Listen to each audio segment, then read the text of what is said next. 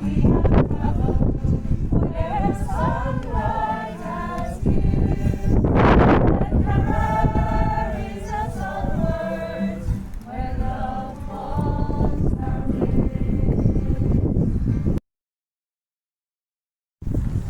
gentlemen, it is a great pleasure here on behalf of our local history group to welcome you here today for the unveiling of this plaque. It represents 3 of the local townlands. Might be there will be around and there when we get inside. We're more than chuffed to see such an attendance here today. Recognition of the work that we're, trying to do and keep the parish alive. So, without further ado, we'll discuss the rest of it, alright? She's coming a bit closer there, they're not going to be hoarding anyway. Oh my. You're welcome to the crowd. It's about 3 townlands. One is a localised townland, Moinín, but Clooneylissane meadow, that's what it means, but John Freely says in his travels, would mean about 2 or 3 different meanings. The Moinín is a little bog or a bogland, and it is a localised name. But localised names, I heard of a lady inside a church door one day, and she says they're only made up names. But if you see church records, you'll see baptismal and weddings where they use their localised names. So you'll see Trellig, Moinín, Craig, Shanavilla, Salt Hill even is in it. And if they're proud enough to put them into records like that, and even passenger lists going out to American Day, they put down their localised names instead of the big townland that engulfed them. So it meant a lot to the people that was in the place. So Ballymacrinan then, we always had it at Ballymacrinan, that's the townland or abode of Macrinan. So we were on a trip last year up to Donegal, the history group, and we came across a place called plaque of Grinan, which means the cliff or the rocky land of the sun. So we got thinking then that Ballymacrinan, especially with a stone fortress like plaque of Grinan above Donegal, they were identical. Even the measurements are very identical. So we were thinking then Ballymacrinan would be the abode of the sun, which would make a lot of making sense anyway. So that's why we have the 2 versions of Ballymacrinan down on the plaque. History-wise, like Clooneylissane, we have the evictions starting with O'Connell's, that is right beside where Noel Reynolds, the house there, James American has it. It was O'Connell's evicted there, became Macmillan's and then Ford's. And then it moved down along, there was Cleary's, there was Finokins, and there was Leo's, all evicted within a week of each other. So you go down then Ballymacrinan, which is fierce heritage, fierce history here. You have Moinín tragedy, and people were saying it was in Kilrush parish, but it came out of Ballymacrinan Bay, so that means it's climber.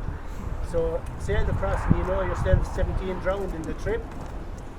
So you go into Ballymacrinan where there was a church, and the church was working roughly from the 1750s up to 1832 when Knockkerry Church took over.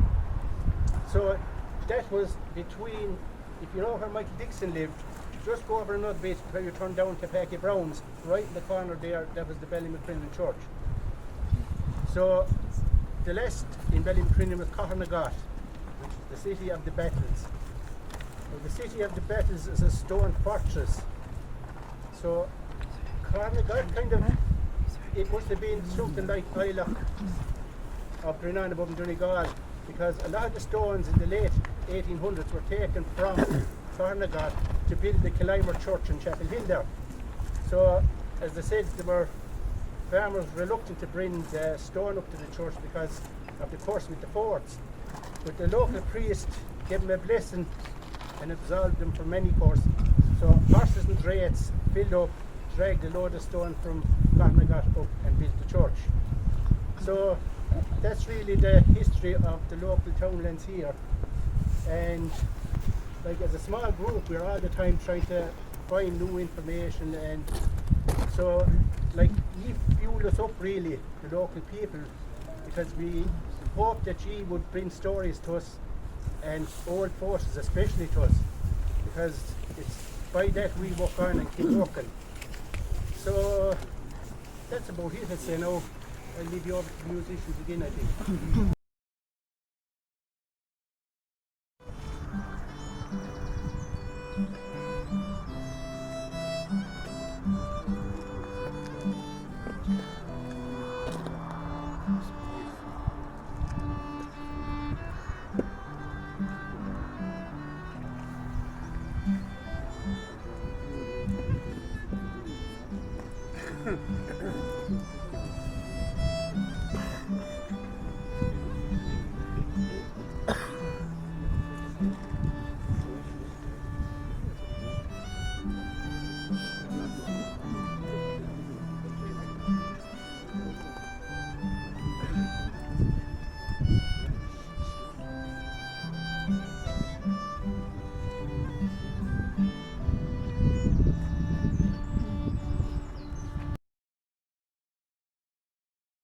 On the 15th of August in the year 93, harsh lightning is the news that spread in this locality. Each man in Boyd had shed a tear, each woman breathed a prayer. The souls of those poor victims were drowned in the sea that day.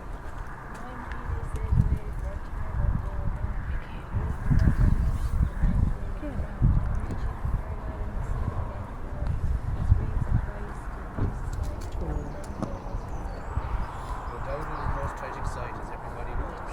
See them plunging into the deep, what a place to go. Their fate will be recorded along the Kerry shore, likewise the coast of Clare. God help their wives and families, the day will see no more.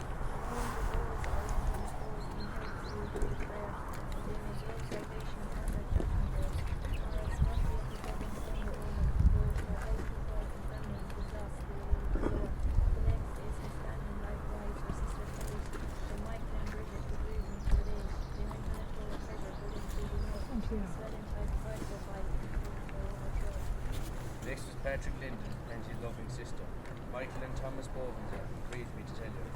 Billy Nocton and John Holly, Tom Glazier, the meek young man, may the Lord have mercy in their souls and hope and say amen. Sullivan and Sterling Spain, Hannah McGrath and Richard Allen, we all